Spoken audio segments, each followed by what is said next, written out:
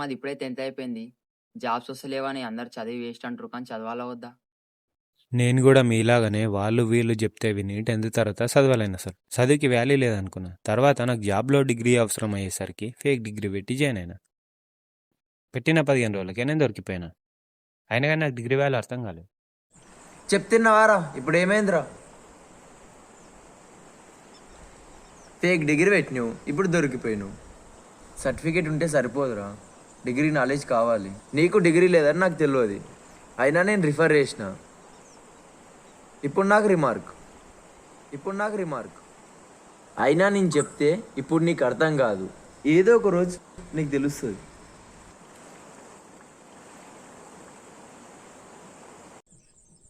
అప్పుడు నాకు అన్నీ తెలుసులే అని అనుకున్నా.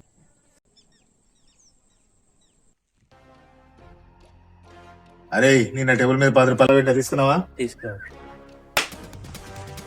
10 రూపాయలకి కొడతావా? నీ దగ్గర పని చేస్తున్నందుకు. అందరూ 10 రూపాయలు ఉంటే ఒక లెక్క, 100 రూపాయలు ఉంటే ఒక లెక్క, 1000 రూపాయలు ఉంటే ఒక లెక్క, 1,00,000 ఉంటే 1,00,000 అంటారా మీరు? కానీ నేను పైసలు ఎన్నున్నా ఒకటే వాల్యూ ఇస్తా. అందుకే మీ దగ్గర పైసలు లేవు, నా దగ్గర ఉన్నాయి. సరే అన్న, మళ్ళా తీసుకోను.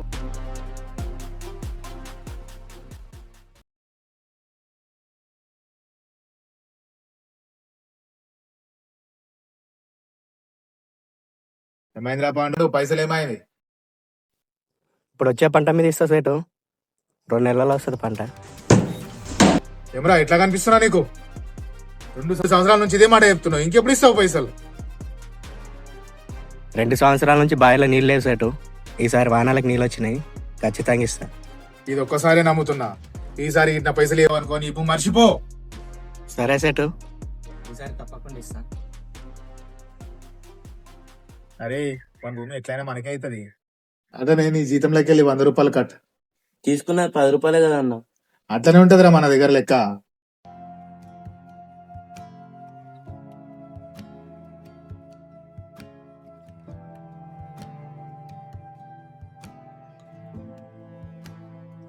భూమి ఎండిపోతుంది, వాడేమో పైసలు అడుగుతుండు, పైసలు కట్టకపోతే భూమి పోతుంది. ఎట్లా చేయాలో ఏమో.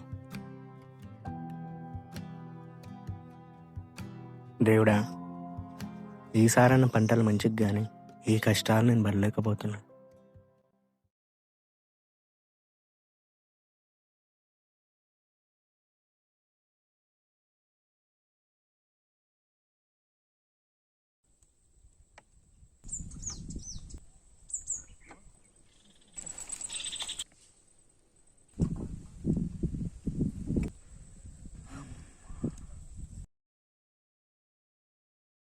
హలో అన్నా, మోటార్ చాలా అయితలేదు, ఒకసారి వచ్చి చూస్తావా?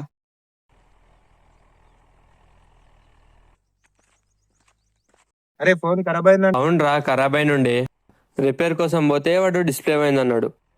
3,000 అయితే అన్నాడు. పైసలు లేక తెచ్చి ఇంట్లో పెట్టేసిన. మా అమ్మ తెలియక ఇంట్లో ఛార్జింగ్ పెట్టేసింది. ఆన్ అయింది, అదే నడుస్తుంది. మరి వాడెట్లా చెప్పిండ్రా డిస్ప్లే పోయిందని? వాడేమో నన్ను మోసం చేయాలనుకున్నాడు. ఇట్లాంటి వాళ్ళు అడుగడుగున చాలా మంది ఉంటారు. మనం చాలా జాగ్రత్తగా ఉండాలి.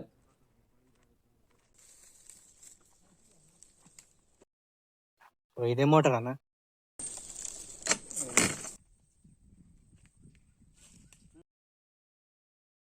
అన్నా మోటార్ కలిపోయింది, ఒక 10,000 దాకా అవుతాయి.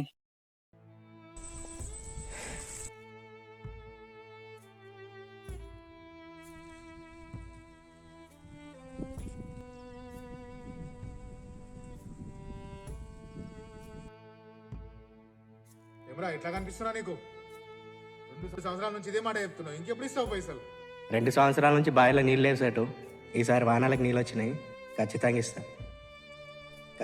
ఇస్తా.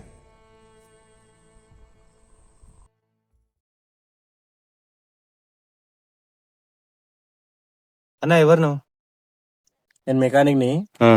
మీ మోటార్ జున్నికి వచ్చిన, మోటార్ కాలిపోయింది. మా నాయన మరి? మీ నాయన అక్కడ పోయిండు.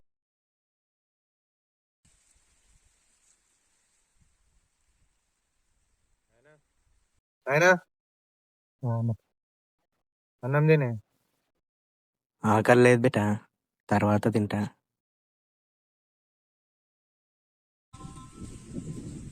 ఏమరా ఎట్లా కనిపిస్తున్నా నీకు? 2 సంవత్సరాల నుంచి ఇదే మాట చెప్తున్నా. ఇంకెప్పుడు ఇస్తావు పైసలు?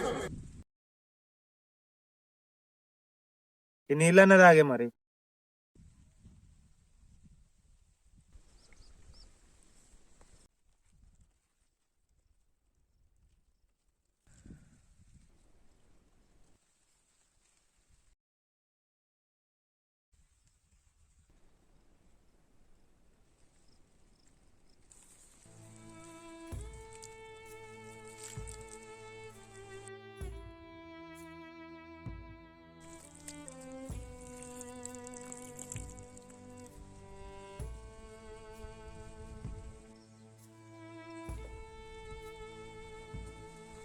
ఖచ్చితంగా ఇస్తా.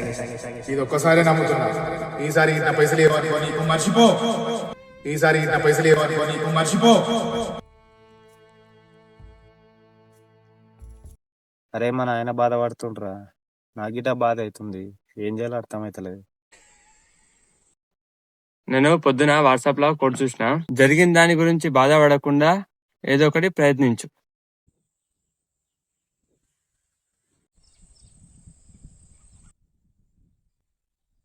ఇట్లాంటి వాళ్ళు అడుగడుగున చాలా మంది ఉంటారు. మనం చాలా జాగ్రత్తగా ఉండాలి. ఏదో ఒకటి ప్రయత్నించు. అరే రేపు టెస్ట్ ఉంది అన్నీ నేర్చుకున్నావారా? అరే 4 ఆన్సర్లు అయితే చదువుకున్నారా? మరి ఇంకోట్రా? అరే ఐదోది ఈజీరా, చిట్టెందుకు కొడుతో నేను చెప్తా. సరేరా చెప్పు. ఇప్పుడు మనకున్న క్వశ్చన్ ఏంది? What is fuse?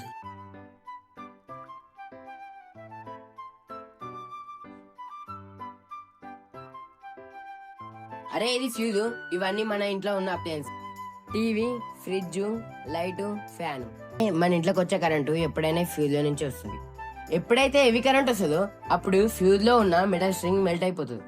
ఎప్పుడైతే ఇది మెల్ట్ అవుతుందో అప్పుడు సర్క్యూట్ మొత్తం డిస్కనెక్ట్ అవుతుంది. డిస్కనెక్ట్ అయినప్పుడు కరెంట్ లోపలికి రాదు. హెవీ కరెంట్ మన ఇంట్లోకి రాకపోతే ఉన్న అప్లయన్సెస్ అన్ని సేఫ్. ఫ్యూజ్ సెక్యూరిటీ గార్డ్ లాగా. ఫ్యూజ్ ఎక్కడైతే ఉంటుందో అక్కడ సేఫ్టీ ఉన్నట్టే.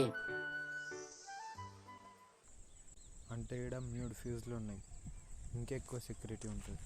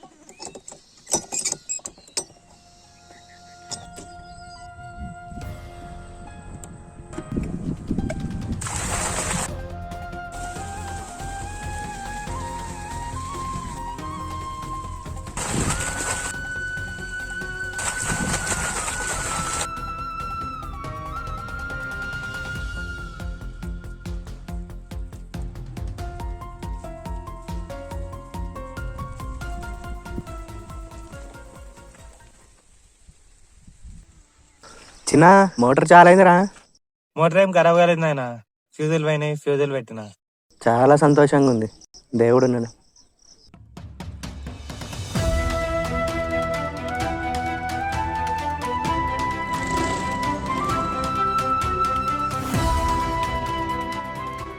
అందుకే చదవడం ఆపకండి. ఒకవేళ మీరు స్కూలు కాలేజ్ ఎగ్గొట్టినా సరే జీవితం ఎప్పుడూ పాఠాలు నేర్పిస్తూనే ఉంటుంది. ఇప్పుడు నాకు అయింది కదా అట్లనే. ఇప్పుడు నేను మళ్ళీ డిగ్రీ జాయిన్ అయినా, అందుకే చదువుకోండి.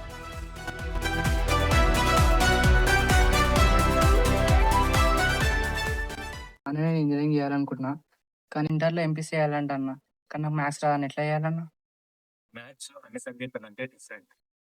ఎందుకంటే ప్రతి సబ్జెక్ట్లో నువ్వు ఏం చేస్తావు, చదువుతావు, గుర్తుపెట్టుకుంటావు, ఏదైనా ఎగ్జామ్ వస్తే రాస్తావు. చదువుతావు, గుర్తుపెట్టుకుంటే ఏదైనా ఎగ్జామ్ వస్తే రా. కానీ మ్యాథ్స్లో అట్లా రాదు. చదువుతావు, కొంచెం ఆలోచిస్తావు, అంటే మైండ్లో ప్రాసెసింగ్ అనేది జరుగుతుంది. మ్యాథ్స్లో మాత్రమే నీ బ్రెయిన్లో ప్రాసెసింగ్ అనేది జరుగుతుంది. మిగతా అన్ని సబ్జెక్టులో ఏముంటుంది, చదువుతావు, గుర్తుపెట్టుకొని రాస్తావు, కాబట్టి అది కాపీ పేస్ట్ అవుతుంది.